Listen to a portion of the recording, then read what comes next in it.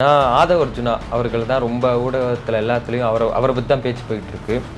அவர் வந்து விசிகே கட்சியிலேருந்து 6 மாதம் வந்து இடைநீக்கம் பண்ணியிருக்காங்க. அதை தொடர்ந்து அவர் வந்து விஜய் கட்சியில் போய் சேர்ற மாதிரி பேச்சு அடிபட்டுக்கிட்டே இருக்கு. அது எப்படி சார் பார்க்குறீங்க?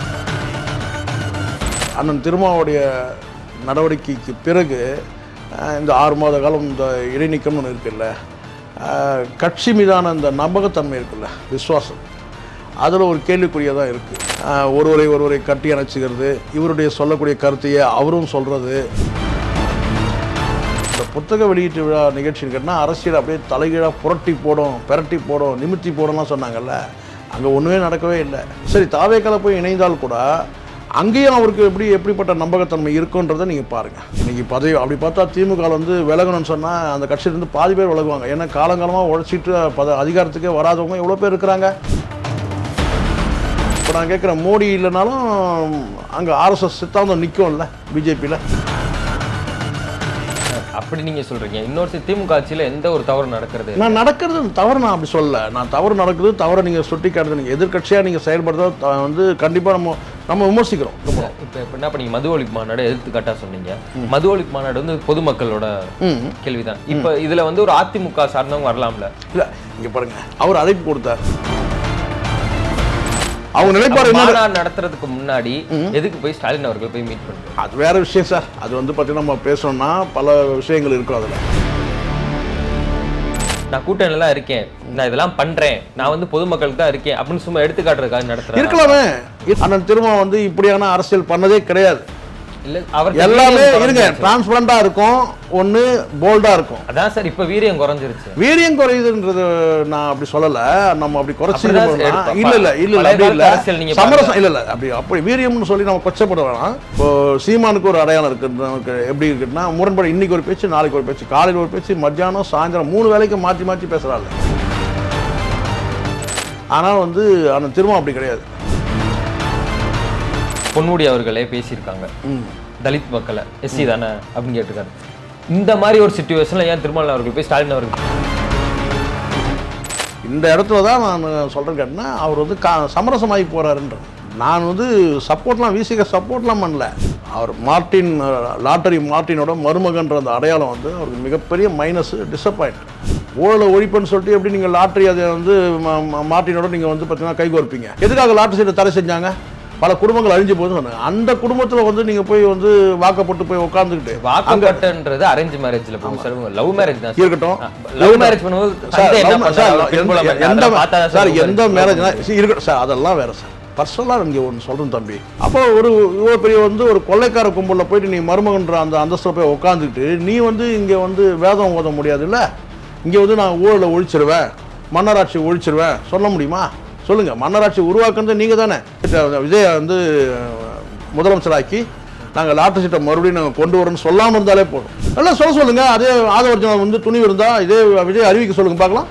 தலித் ஒரு முதலமைச்சர் ஆக்குவோம் நாங்கள் ஆட்சி அதிகாரத்துக்கு வந்தோன்னு சொல்லுங்கள். பகிரங்கமாக அறிவிக்க சொல்லுங்க பார்க்கலாம்.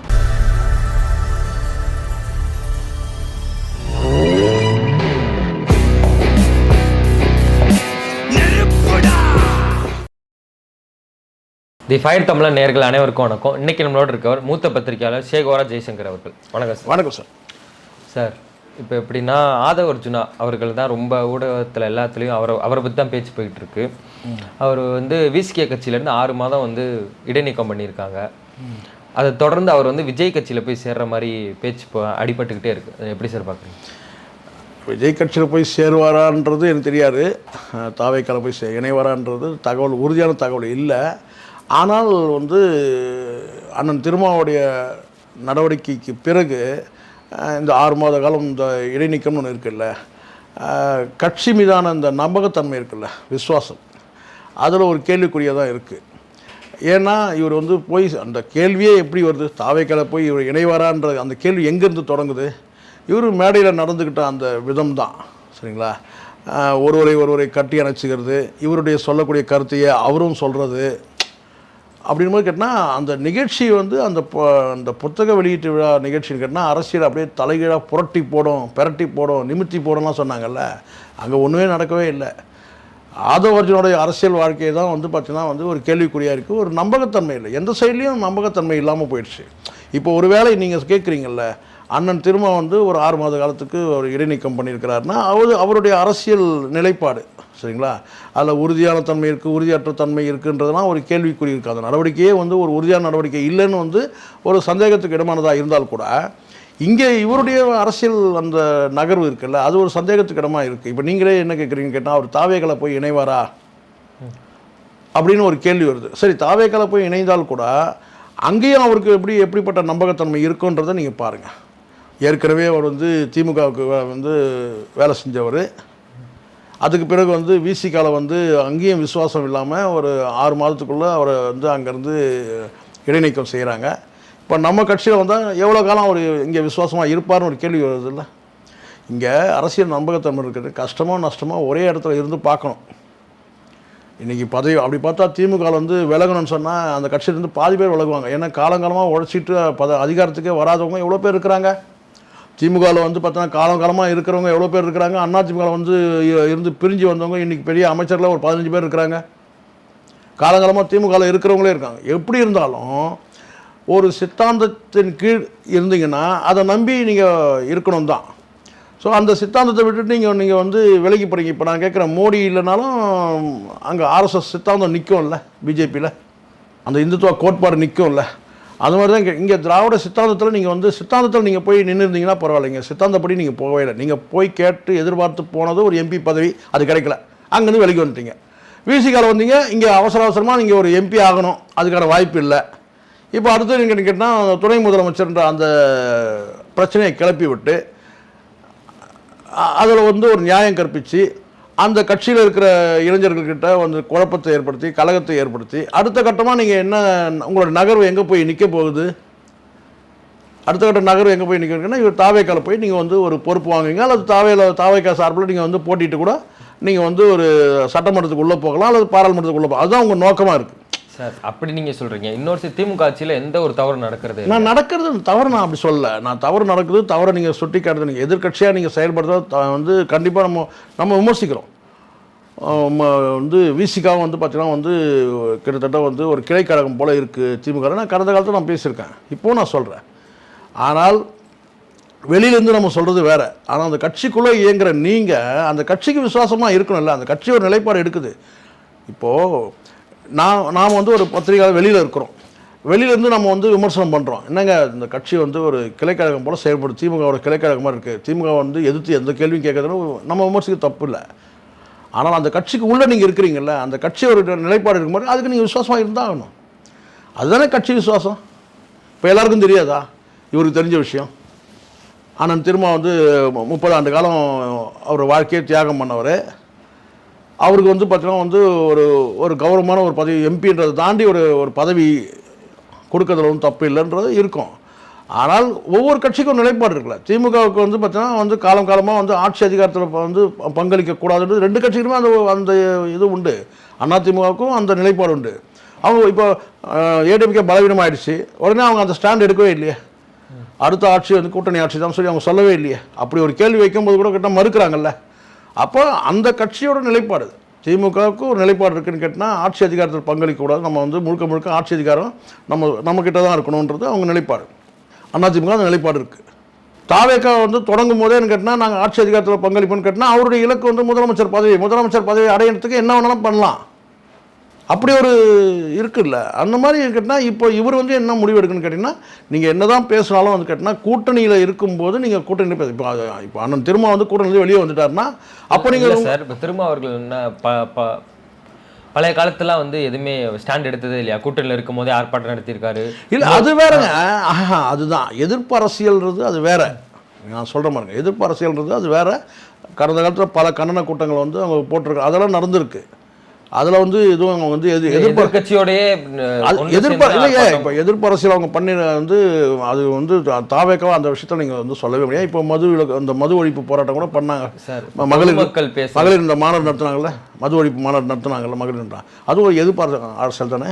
இதுக்கு முந்தைய காலத்தில் எப்படின்னா எதிர்கட்சியோடய சேர்ந்து ஆர்ப்பாட்டம் போராட்டம்லாம் நடத்தியிருக்காரு ஈழத்தமிழர். அந்த போராட்டம்லாம் நீங்கள் அது வந்து ஒரு பாருங்க, முழுக்க முழுக்க நீங்கள் என்ன ஒரு காமன் அஜெண்டா இருக்குல்ல, ஒரு பொதுவான அஜெண்டா இருக்குது. இப்போ மத்திய அரசை எதிர்த்து ஒரு காவிரி நீர் பிரச்சனைக்கோ இல்லை வேறு ஏதோ ஒரு பிரச்சனைக்கு வந்து ஒட்டுமொத்தமாக அனைத்து கட்சிகளும் சேர்ந்து ஒரு ஆர்ப்பாட்டம்னா அதில் ஒரு பங்கேற்று விலகி நின்னதே கிடையாது, அது வேற சார். ஆனால் நீங்க ஒரு கூட்டணியில் இருந்துகிட்டு கூட்டணியை எதிர்த்து ஒரு எதிர்க்கட்சிகள் வந்து ஆர்ப்பாட்டம் போராட்டம் நடத்தும் போது அதில் போய் இவர் வந்து பங்கேற்று செய்ய முடியாது. நீங்க மாநில அரசோட ஒரு கூட்டணியில் வந்து அங்கம் வைக்கிற ஒரு ஆட்சி நடக்கும்போது என்ன அந்த கட்சிக்கு எதிராக வந்து திமுக அரசுக்கு எதிராக வந்து இவர் வந்து பார்த்தீங்கன்னா ஆர்ப்பாட்டம் போராட்டம் வந்து தனிப்பட்ட முறையில் வந்து இப்போ மது ஒழிப்பு போராட்டறது ஒரு விஷயம் பண்ணார், அந்த மாதிரி வந்து பண்ணார். ஆனால் எதிர்க்கட்சிகளோடு சேர்ந்து வந்து பண்ணாக்கா அந்த கூட்டணிக்கான அந்த கூட்டணி தர்மம் வந்து மீறப்படுறதா பார்க்கப்படும். இப்போ எப்படின்னா இப்போ நீங்கள் மது ஒழிப்பு மாநாடு எடுத்துக்காட்டாக சொன்னீங்க. மது ஒழிப்பு மாநாடு வந்து பொதுமக்களோட கேள்விதான். இப்போ இதில் வந்து ஒரு அதிமுக சார்ந்தவங்க வரலாம்ல? இல்லை, இங்கே பாருங்க, அவர் அழைப்பு கொடுத்தார். அழைப்பு கொடுத்துட்டு திமுக அமைச்சர்களை வர ஏன் தப்பு இல்ல? நீங்களே சொல்றீங்க, பொதுவான விஷயம் சொல்றீங்க. ஆட்சியில் அவங்க இருந்தால் கூட அவங்களுடைய கருத்தை அங்கே சொல்றதுக்கான வாய்ப்பு இருக்குல்ல. நீங்க கட்சி சார்பாக நீங்க அழைக்கிறீங்க, நல்லா புரிஞ்சுக்கணும். கட்சி சார்பாக திமுகவில் இருக்கிறவங்க வருவாங்க, அது நீங்க வந்து அது வந்து ஒரு கேள்வி வரும். நீங்க சொல்ற மாதிரி கேட்டா அதிகாரத்தை அவங்க, ஆனா அவங்க நிலைப்பாடு சொல்றதுக்கு ஒரு வாய்ப்பு வரணும்ல. அவங்க நிலைப்பாடு நடத்துறதுக்கு முன்னாடி எதுக்கு போய் ஸ்டாலின் அவர்கள் போய் மீட் பண்ணிட்டு, அது வேற விஷயம் சார். அது வந்து பார்த்தீங்கன்னா நம்ம பேசணும்னா பல விஷயங்கள் இருக்கும் அதில். அவங்களுடைய வந்து பார்த்தீங்கன்னா இது வந்து ஆட்சிக்கு எதிரான மாநாடு, இந்த மாநாடு சம்பந்தம் விளக்கத்துக்கு கூட போயிருக்கலாம், இல்லை அழைப்பு கூட போயிருக்கலாம், நீங்களே வந்து பங்கேற்கணும் கூட சொல்லி கூட கேட்டு போயிருக்கலாம். அதை சந்திக்கிறதெல்லாம் வந்து ஒரு பொருட்டாக அதை எடுத்துக்க முடியாது. சந்திக்கிறதும் ஒரு முதலமைச்சரை வந்து ஒரு கூட்டணி கட்சியில் இருக்கிற தலைவர் சந்திக்கிறதையோ கூட நீங்கள் கேள்வி எழுப்புனீங்கன்னா எல்லாத்தையும் கேள்வி கேட்டுன்னு போயிட்டே இருக்கலாம், அது வேற. அது வந்து மாநாடு சம்பந்தமாக விளக்கத்துக்கு கூட போயிருக்கலாம் சார். இப்போ இன்னொரு கேள்வி இருக்கு, இது எப்படி இருக்குன்னா, நான் கூட்டணிலாம் இருக்கேன், நான் இதெல்லாம் பண்றேன், நான் வந்து பொதுமக்களுக்கு தான் இருக்கேன் அப்படின்னு சும்மா எடுத்துக்காட்டுறதுக்காக நடத்துறேன். இருக்கலாமே, என்ன தப்பு? மக்கள்கிட்ட ஒரு நம்பிக்கை பெறதுக்கு ஒரு கட்சி இதெல்லாம் செய்யலாமே, என்ன தப்பு? மக்கள்கிட்ட உங்களுக்காக நாங்கள் இருக்கிறோன்னு சொல்லி அதுதானே சார் அரசியல் கட்சியோட வேலையை. உங்களுக்கு ஆதரவாக நாங்கள் இருக்கிறோன்றதை எல்லா கட்சியும் செய்வாங்க. விஜய் மாதிரி என்ன செய்யணும்னு நினைக்கிறீங்க? வந்து பார்த்தீங்கன்னா வந்து வீட்டுக்கே வர வச்சு ஒரு 10 பாக்கெட் அரிசி கொடுத்துடணும்னு நினைக்கிறீங்களா? சொல்லுங்கள். மக்கள்கிட்டனா மக்களோட மக்களாக இருக்கிறது தான். அப்போது வந்து கேட்டால் வந்து மக்கள்கிட்ட அடிப்படை பிரச்சனைனா, கள்ளக்குறிச்சியில் ஒரு பிரச்சனை நடக்குது, அது சம்மந்தமாக வந்து இவர் வந்து இது கண் துடைப்புன்னு கூட நீங்கள் சொல்லிட்டு போங்க, ஆனால் அதையும் பண்ணணும்ல. அதையும் கூட்டணி கட்சியில் இருந்துகிட்டே பண்ணுறாருல, அதுதான் ஒன்று. நான் சொல்கிறது கேட்டால் என்னோட நிலைப்பாடு வந்து நான் நியாயமாக பேசணும்னு நினைக்கிறேன். அது தவறுன்னு சொல்லுவோம், அதையாவது செய்கிறாங்கல்ல, அதையும் செய்யலாம். என்ன செய்யுங்க? இப்போ ஏற்கனவே இங்கே கிளைக்கழகம் போல் செயல்படுறீங்கன்னு சொல்கிறீங்க, இன்னும் அதையும் கண்டுக்காமல் விட்டுட்டு போனால் என்ன ஆகும்? நீங்கள் சொல்லுங்கள். நீங்கள் சொல்லலாம், இப்போ வேங்கை வயல் விஷயத்தில் வந்து தீர்வு கிடைக்கல, நாங்குநேரி விஷயத்தில் வந்து இப்படி நடந்தது, இதெல்லாம் வந்து திமுக ஆட்சி தானே சொல்லிட்டு இதை வந்து கடந்த காலத்தில் வந்து பார்த்தீங்கன்னா வந்து ஒரு கேள்வி எழுப்பும் போது, பத்திரிகையாளர் கேள்வி கேட்கும்போது அண்ணன் திருமாவுக்கு கோபம் வந்து கொந்தளிக்கிறாரு. இப்போது அவருடைய கட்சியிலேயே கொண்டு போய் இன்னொரு கட்சி நடத்தக்கூடிய இன்னொரு அமைப்பு நடத்தக்கூடிய ஒரு நிகழ்ச்சியில், அதுவும் குறிப்பாக அந்த அமைப்பு யாருன்னு கேட்டிங்கன்னா விசிக கட்சியில் இருக்கிற துணை பொதுச்செயலாளர் அமைப்பை வந்து கிட்ட இருக்கிற அவர் தலைமையில் இருக்கிற ஒரு அமைப்பு, அந்த அமைப்பு நடத்தக்கூடிய ஒரு புத்தக வெளியீட்டாளர் போயிட்டு அங்கே போய் உட்காந்து அதே நாங்குநேரி விஷயத்தையும் வேங்கை விஷயத்தையும் பேசும்போது, அப்போது வேங்கை விஷயத்தில் வந்து பார்த்தீங்கன்னா வந்து அண்ணன் திரும்பவும் வந்து இணக்கமாக போயிட்டாரு திமுகவுடன் சொல்லிட்டு அவங்க கட்சியோட துணை பொதுச்செயலாளர் முன்னிலேயே வந்து விஜய் பேசுன மாதிரி ஆயிடுது இல்லை? நான் சொல்கிறது புரியுதுங்களா? இங்கே தான் முரண்கள் ஆயிடுச்சு. இந்த இடத்துல தான் வந்து பார்த்தீங்கன்னா விசிகாவும் தவறு பண்ணிடுச்சு. அவர் விசிகாவில் வந்து பல ஸ்டேட்மெண்ட்டுகள் வந்து முன்னுக்கு முரணாயிடுச்சு. ஒன்று, எங்களுடைய அனுமதி நாங்கள் வழங்க வேண்டிய அவசியம் இல்லை அப்படின்னு சொல்லி ஒதுங்கிடணும், எங்களுக்கும் அந்த நிகழ்ச்சிக்கும் தொடர்பே இல்லை சொல்லிட்டு நான் தான் அனுப்பி வச்சேன்னு இவரே சொல்கிறாரு. அதுக்கப்புறம் நீங்கள் தான் அனுப்பி வைக்கும் போது கேட்டால் விசிகா துணை பொதுச்செயலாளர்ன்ற அந்த பேரை ஏன் போடவே இல்லை? போட்டிருக்கலாமே, அதனால் என்ன ஆக போகுது? அப்போ அது போடவே இல்லை, அந்த பெயரை போடவே இல்லை. அதுக்கப்புறம் அந்த மாநாட்டில் போய் இருந்தவர் கேட்டால் உங்களை எதுவும் டச் பண்ணாமல் தான் பரவாயில்ல, உங்களை என்ன கேட்டாருன்னா அங்கே வந்து அந்த தொல் திருமாவளவன் அவர்கள் வந்து மனசாட்சி இங்கே தான் இருக்குன்னு சொல்கிறது. இதெல்லாம் வந்து சினிமா மாதிரி காட்டக்கூடாதுல்ல. ஒரு அரசியல் கட்சி வந்து இது வரைக்கும் அண்ணன் திருமா வந்து இப்படியான அரசியல் பண்ணதே கிடையாது. எல்லாமே இருங்க டிரான்ஸ்பரண்டா இருக்கும், ஒன்று போல்டா இருக்கும். அதான் சார் இப்போ வீரியம் குறைஞ்சிருச்சு. வீரியம் குறையுதுன்றது நான் அப்படி சொல்லலை, நம்ம அப்படி குறைச்சி இல்லை சமரசம் இல்லை அப்படி வீரியம்னு சொல்லி நம்ம கொச்சப்பட வேணாம். சமரசம் பண்ணிக்கிறார் ஒரு விஷயத்து, ஏதோ ஒரு விஷயத்துக்காக நான் கேட்டால் சமரசம் பண்ணிடுவேன். ஆனால் சமரசமற்ற தலைவர்ன்ற ஒரு பேர் இருக்குது இங்கே ஏதோ ஒரு சில காம்ப்ரமைஸ் ஆகி போகிறாருல்ல, அதுதான் நான் சொல்கிறேன். இப்படியான ஒரு முரண்பட்ட தலைவர் கிடையாது. வெளிப்படையான இப்போது மற்ற கட்சிகளை சொல்ல ஒப்பிடும்போது கேட்டிங்கன்னா விசிகாவுக்குன்னு ஒரு தனி அடையாளம் இருக்குது.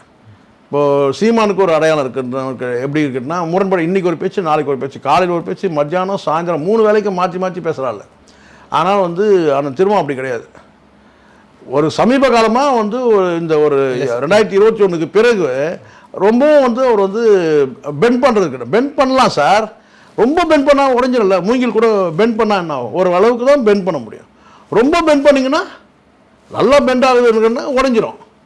அப்படி தான் இருக்குது. இவர் ரொம்ப பெண்டாகி போகிறாருன்ற அப்போ அந்த கட்சியில் இருக்கிறவங்க மேலே ஒரு அது இந்த உடையிறதுன்றது எதுக்கு சொல்கிறான்னு கேட்டால், அந்த கட்சியில் இருக்கிறவங்க அந்த கீழே கிராஸ் ரூட் லெவலில் இவர் மேலே உள்ள அந்த நம்பகத்தன்மை போகுது. இப்போ என்ன நடக்குது, அந்த திருமாவை சுற்றி என்ன அரசியல் நடக்குதுன்னா, இவர் திமுக அரசுக்கு ரொம்ப பெண்ட் பண்ணி போகிறாரு. அப்போ ரொம்ப பெண்ட் ஆகும்போது கேட்டால் அளவுக்கு மீறி பெண்ட் ஆகும்போது உடஞ்சிரும். அப்போன்னு கேட்டால் அங்கே இருக்கிற ரசிகர்கள், இளைஞர்கள் என்ன செய்கிறான்னு கேட்டிங்கன்னா, இவர் மேலே நம்பகத்தன்மை எடுக்கிறாங்க. இனிமேல் இவர் திமுகலாம் எதிர்க்க மாட்டார். திமுக எதிர்ப்பு நிலையில் இருக்கக்கூடிய சிந்திக்கிறவங்க அத்தனை பேரும் விசிகாவுக்கு போகலான்ற அந்த நிலைப்பாட்டுக்கு தாவறாங்க. அதுக்கு தூபம் போடுற மாதிரி யாரும் நிலைப்பாடு இருக்குது. அந்த கட்சியில் இருக்க துணை பொருளோட நிலைப்பாடே அந்த மாதிரி இருக்குது. அப்படியான மூவ்மெண்ட்டை அவரே எடுக்கிறாரு. அப்போ கட்சி இவர் கைவிட்டு போகுது அப்படின்னு ஆயிடுதுல்ல. ஏன் இந்த கேள்வி எழுதுதுன்னா, நீங்கள் பார்த்தீங்கன்னா அமைச்சர்கள் பொன்முடி அவர்களே பேசியிருக்காங்க, தலித் மக்களை எஸ்சி தானே அப்படின்னு கேட்டிருக்காரு. இந்த மாதிரி ஒரு சிச்சுவேஷனில் ஏன் திருமாவளவன் அவர்கள் போய் ஸ்டாலின் அவர்கள் போய் மீட் பண்ணல? அதை மீட் பண்ணா பரவாயில்ல. அதை தாண்டி காலில் விழுந்தாரு ரவிக்குமார், அவங்க மனைவி காலில் விழுந்ததுலாம் இருக்குல்ல. அதுதான் நான் சொல்கிறேன். இந்த இடத்துல தான் நான் சொல்கிறேன் கேட்டேன்னா, அவர் சமரசமாகி போகிறாருன்றேன். நான் சப்போர்ட்லாம் விசிக சப்போர்ட்லாம் பண்ணல, இருக்கிற நிலைப்பாடு சொல்கிறேன். ஆனால் நீங்கள் வீரியம் குறைஞ்சிச்சுன்றதை விட கேட்டினா, கட்சி பார்த்தீங்கன்னா வீரியத்தோடு தான் இருக்குது. இளைஞர்கள் ஆர்ப்பரிக்கிறாங்க, அதெல்லாம் ஒன்றும் சந்தேகமே இல்லை. இப்போ நாம் தமிழ் கூடாரம் காலி ஆயிடுச்சு, இவர் கூடாரம் காலி ஆயிடுச்சா விசிகா? இல்லை. ஆனால் காலி ஆகிடும்ன்ற மாதிரி ஒரு சந்தேகம் இருக்குது. ஏன்னா இவர் சமரசம் பண்ணி போகிறாரு பல விஷயங்களில். அந்த சமரசம் கேட்டால் இளைஞர்கள் மத்தியில் ஒரு தாக்கத்தை ஏற்படுத்துது. இவர் மேலே அந்த நம்பகத்தன்மையில் ஒரு சந்தேகம் வருது. நேற்று விசிகாவோட துணை பொதுச்செயலர் பார்த்தீங்கன்னா திரும்ப நான் தலித்து அவருக்கு மேலே பார்த்தீங்கன்னா அபரிதமான ஒரு செல்வாக்கு கூடுது கட்சியில். அப்படின்னும் போது பார்த்தீங்கன்னா இது ஒரு உண்மையான ஒரு விஷயம். நீங்கள் ஆளுர் ஷானவாஸ் ஆவேசமாக பேசலாம், கூத்தாடின்னு பேசலாம், அதெல்லாம் பேசலாம், ரைட்டு, சரிங்களா? அதுக்கே ஆளுர் ஷானவாஸை பாராட்டணும். ஏன்னு கேட்டால் கூத்தாடி நம்ம கேட்டால் மாமன்னன் நடித்த உதயநிதியும் கூத்தாடி தான் இல்லை, சொல்ல மாட்டேன். அதுதான் நான் சொல்கிறேன். அதுதான் மெச்சூரிட்டி. இப்போ புரியுதுங்களா என்ன பேசணும்? மெச்சூரிட்டி இல்லை. இதை பேசுனா இது எப்படி முரண்படும், எப்படி தவறாக போகுன்னு தெரில. இப்போதைக்கு பார்த்தீங்கன்னா இன்றைக்கி உள்ள சூழலுக்கு ஒரு ஆவேசமாக ஒரு பேச்சு பேசும்போது எதிர்காலத்தை எப்படி பாதிக்கணும்லாம் யோசிக்கிறது கிடையாது. இப்போவே நீங்கள் விஜய் நீங்கள் கூத்தாடி சொல்லும் போது அங்கே சினிமா சார் அடிப்படை புரிதல் வேணும். இந்த தமிழ்நாடு அரசியல் கிட்டத்தட்ட ஒரு 60 ஆண்டு காலம் சினிமாவை சுற்றி தான் இருக்குது. யாரை வேணாலும் நீங்கள் கேளுங்க, அது மக்களோட அறியாமை. அதுதான் மக்களோட அறியாமைன்றது கிடையாது. அப்படி அமைப்புன்னு ஒன்று இருக்குது. இங்கே முழுக்க சுற்றி சினிமாவை சுற்றி தான் அரசியல் இருக்குது. இதில் கூத்தாடி, இவர் கூத்தாடி, அவர் கூத்தாடின்றதெல்லாம் ஓல்டு, அதெல்லாம் ரொம்ப பழைய டைலாக். ஆளுநர் ஷானவாஸை புதுசாக ட்ரை பண்ணணும். யாராக இருந்தாலும் சொல்கிறேன்னு கேட்டிங்கன்னா, சினிமாவை பிரித்து பார்த்துட்டு தமிழ்நாடு அரசியலை நீங்கள் பார்க்கவே முடியாது. சினிமாவை விட்டுட்டு சினிமாவோட சேர்ந்து தான் தமிழ்நாடு அரசியல் இருக்குது. அதனால் இனி வரும் காலத்தில் பார்த்தீங்கன்னா இவர் எந்த மாதிரி நிலைப்பாடு எடுக்க போகிறாரு? நீங்கள் கேட்டிங்கள ஆரம்பத்தில் ஒரு கேள்வி கேட்டிங்கள்ல, ஆதவர்ஜுனா தாவேக்கால சேருவாருன்னு சொல்லிட்டு. அவர் எங்கே வேணாலும் சேரட்டும், எப்படி இருந்தாலும் அவர் மேலே ஒரு அடையாளம் இருக்குது. அந்த அடையாளம் மாறாது. அவர் லாட்டரி மார்ட்டினோட மருமகன்ற அந்த அடையாளம் அவருக்கு மிகப்பெரிய மைனஸ், டிசப்பாயிண்ட். சொன்னார்ல விஜய் சொன்னார்ல, மைனஸ் செய்வார்கள் சொல்லிட்டு. அவர் கட்டி அணைச்சதே ஆதவர்ஜுனாவை கட்டி அணைச்சதே மைனஸ் தான். ஊழலை ஒழிப்புன்னு சொல்லிட்டு எப்படி நீங்கள் லாட்ரி அதை மார்ட்டினோட நீங்கள் பார்த்தீங்கன்னா கைகோர்ப்பீங்க? சொல்லுங்கள், யாராவது ஏற்றுப்பாங்களா மக்கள்? நீங்கள் யாரை கட்டி அணைச்சிங்கன்றது இப்போ தான் மக்கள்கிட்ட போய் சேருது. அவர் யார்? ஆதவர்ஜுனா யார்? இப்போ தான் ஊடகவியாளர் சொல்கிறார், 6 மாதமாக தான் எனக்கு இந்த ஆதவர்ஜுனா யார் எங்களுக்கு தெரியும். ஆதவர்ஜுனா யாருன்றது அடையாளம் காணப்படும் போது பார்த்தீங்கன்னா தாவேக்காவுடைய அந்த அரசியலும் மைனஸ் ஆகிடும். இல்லை சார், ஆதவர்ஜுனாவோட பயோகிராஃபி எடுத்திங்கன்னா அது லாட்ரி மார்ட்டினோட மருமைன்னு தான் எல்லாரும் வேணும்னே குத்தி காட்டுற மாதிரி இருக்கு. ஆமா, இருக்கத்தான் சொல்லி தான் ஆகணும். பாஸ்கெட் பால் அவர்லாம் காந்தி பிரசிடென்டா இருக்கு, மகாத்மா காந்தி. சார் ஒரு ஸ்போர்ட்ஸ் ஸ்போர்ட்ஸ் அதெல்லாம் இருக்கட்டும் சார். நீங்கள் சார், நான் மீண்டும் சொல்கிறேன், அவர் ஸ்போர்ட்ஸில் சாதிச்சிருக்கட்டும், எல்லாமே இருக்கட்டும். நீங்கள் எப்படி இன்றைக்கி பெரிய கோடி சொன்னால் நீங்கள் வளம் வரீங்க, அது சொல்லுங்கள். உங்களை மாதிரி இளைஞருக்கு சொல்லணும்ல சார். சார் ஸ்போர்ட்ஸில் அச்சீவ் பண்ணிட்டோம் சார். எத்தனை பேர் இதை விட பெரிய அச்சீவ்மெண்ட்லாம் இருக்கிறாங்க. அவங்களாம் இது மாதிரி ரோல்ஸ் கார்லையா போகிறாங்க, பிஎம்டபிள்யூ காரில் போடுறாங்களா? நீங்கள் மறுபடியும் அவர் இதை அச்சீவ் பண்ணி அப்படி தான் அந்த ஏஆர் ரஹ்மான் கூட சொன்னாங்க. என்னன்னு கேட்டினா, என்னங்க அவர் எவ்வளோ பெரிய ஆளுமை தெரியுமா? இங்கே தவறு என்னன்றது தான் பார்க்கணும். அவர்கிட்ட மைனஸ் என்ன? இங்கே நீங்கள் ஸ்போர்ட்ஸில் அச்சீவ் பண்ணியிருக்கட்டும், நீங்கள் பொண்ணை கல்யாணம் பண்ணது மைனஸ் ஆயிடுமா சார்? ஒரு மிகப்பெரிய லாட்டரியில் உங்களுக்கு காதல் திருமணம் சார். சார் என்ன வேணா இருக்கட்டும் சார், இருக்கட்டும் சார். அப்படியே அவங்களுடைய பணத்தில் தான் நீங்கள் மிதக்குறீங்க.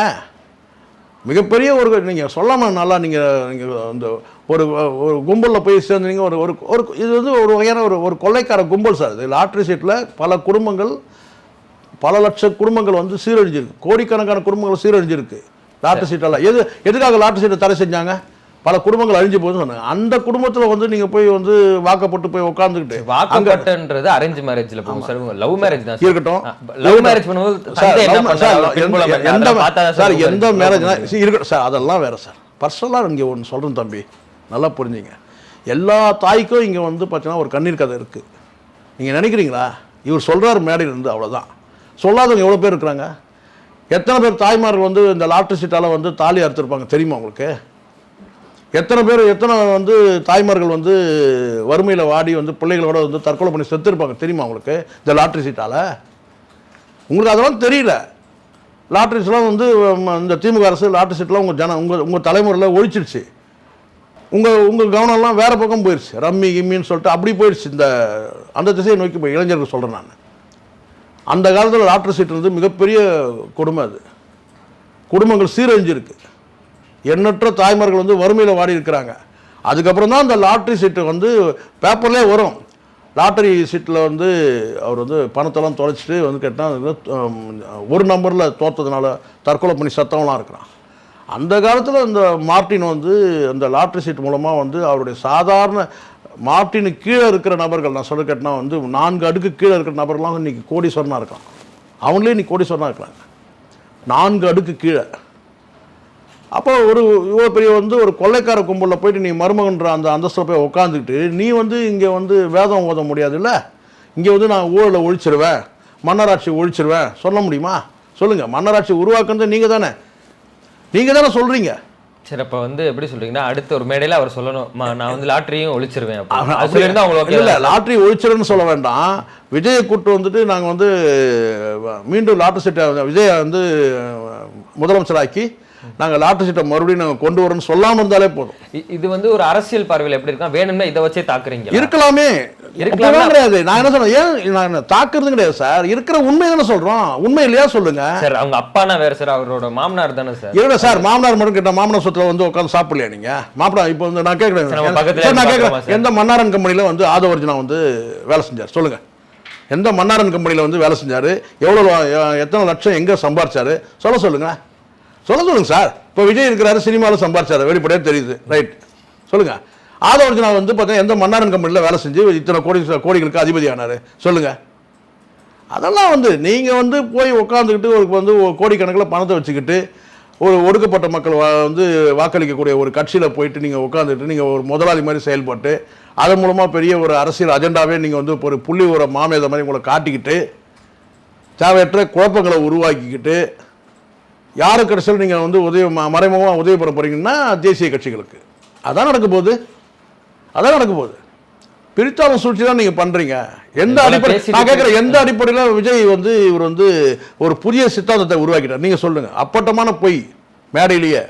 எப்போ விஜய் தலித் ஒருவர் முதலமைச்சராக்கும்னு சொன்னார் சொல்லுங்கள். எங்கே சொல்லியிருக்கிறாரு? எந்த அறிக்கையில் இருக்குது? எந்த மேடையில் சொல்லியிருக்கிறாரு? அது எவ்வளோ பெரிய அப்பட்டமான பொய் இல்லை அது? சொல்லுங்க. துணை முதலமைச்சர் கூட சொல்லல, ஆட்சி அதிகாரத்தில் பங்கு தான் மினிஸ்டர்ஸ் கொடுப்பாங்க அப்படின்னா நல்லா சொல்லுங்க. அதே ஆதவர்ஜனா துணிவு இருந்தா இதே விஜய் அறிவிக்க சொல்லுங்க பார்க்கலாம். தலித் ஒரு முதலமைச்சர் ஆக்குவோம் நாங்க ஆட்சி அதிகாரத்துக்கு வந்தோன்னு சொல்லுங்க. பகிரங்கமாக அறிவிக்க சொல்லுங்க பார்க்கலாம். அவனே எப்படியாவது புறவாசல் வழியா எங்கேயாவது எப்படியாவது ஒட்டிக்கிட்டு ஒரு முதலமைச்சர் பதவியை எட்ட முடியுமான்ற ஒரு கனவுல இருக்கிறான். அவங்க கூட போய் கை கோர்த்துக்கிட்டு நீங்கள் பார்த்தீங்கன்னா கட்சிக்கு ஒரு பக்கம் விசுவாசத்துக்கு துரோகம். நீங்கள் ஸ்ட்ராட்டஜின்ற பேரில் நீங்கள் சார் அவர் பக்கம் மக்களை ஏமாற்ற முடியாது. விமர்சனமும் இருக்கு சார். எது மாதிரினா என்னென்ன இந்த மாதிரி எடுத்து வாய்ஸ் ஆஃப் காமன்ஸ் அந்த கம்பெனி வந்து ப்ரோமோட் பண்றாரா, அது இருக்கு. சரி, நான் என்ன சொன்னேன், ப்ரொமோட் ஆகி யார் என்ன மக்களுக்கு நன்மை வரப்போகுது இதனால நான் கேட்குறேன். அவர் கஜானா அனுப்புது சார், நீங்கள் கூட நாளைக்கு ஒரு பேர் வச்சுக்கலாம் சார், வாய்ஸ் ஆஃப் பீப்புள் வச்சுங்க, ஒரு அமைப்பு தொடங்க. ஏன்டா அவ்வளோ பணம் இல்லையே சார்? பணம் இப்போ புரியுதுங்கல்ல, பணம் தான் என்ன வேணால் பண்ணலாம், நீங்களே சொல்லிட்டீங்கல்ல, பணம் தான் எல்லாமே பண்ணலாம். என்ன voice of common, voice of people, voice of என்ன வேணால் வச்சுக்கலாம் சார் பேர், சரிங்களா? Voice of Dalit, voice of என்ன வேணால் வச்சுக்கலாம், வாய்ஸ் ஆஃப் ஒர்க்கிங் பீப்புள் எது வேணால் வச்சுக்கலாம். வச்சுக்கிட்டு நீங்கள் என்ன பண்ணுறீங்கன்னு தான் முக்கியம். இந்த வாய்ஸ் ஆஃப் காமனுடைய கடந்த கால நடவடிக்கை என்ன சொல்லுங்கள், ஏதாவது ஒன்று சொல்லுங்கள். ஒரு 10 பேர் சோறு போட்ட சொல்லுங்கள். சரி, அதை விட்டுருங்க. இந்த மூட்டை தூக்குறவங்களுக்கு வந்து பார்த்தீங்கன்னா நான் வண்டி வாங்கி கொடுத்தேன், வாய்ஸ் ஆஃப் காமன் சொல்லுங்கள். இந்த குறிப்பிட்ட சமுதாயம், இந்த ஏழை எளிய மக்களுக்கு போயிட்டு நான் வந்து இந்த வாய்ஸ் ஆஃப் காமன் மூலமாக வந்து பார்த்தீங்கன்னா அவங்களுக்காக நான் வந்து இந்த விஷயத்துக்காக நான் ஸ்ட்ரகிள் பண்ணி இந்த உரிமையை வாங்கி கொடுத்தேன் சொல்லுங்கள். எதுவும் கிடையாது, சும்மா பேரை வச்சுக்க வேண்டியதான். மாமனார் சொத்து இருக்குது கோடி கோடியாக, என்ன பண்ணுறதுன்னு தெரியல. அந்த பணத்தை வச்சு அதை இங்கே தெரிச்சு விட்டு இங்கே நீங்கள் அரசியலில் நிற்கணும்னு பார்க்குறீங்க. இவ்வளோ நேரம் எங்களுக்காக இவ்வளோ கருத்துக்கள் சொன்னதுக்கு மிக்க நன்றி. நன்றி.